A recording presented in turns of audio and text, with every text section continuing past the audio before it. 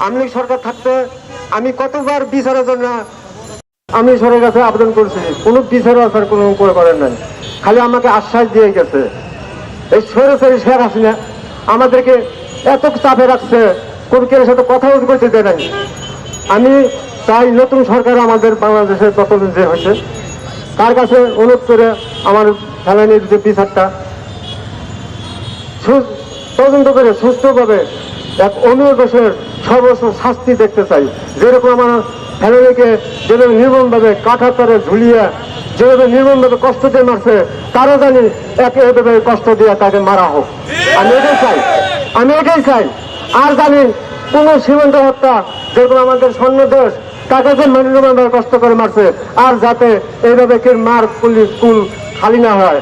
14টা বছর ধরে কাঁদতেছি যে ফেলানির বিচারের জন্য, আমি এখনো বিচার পাই নাই।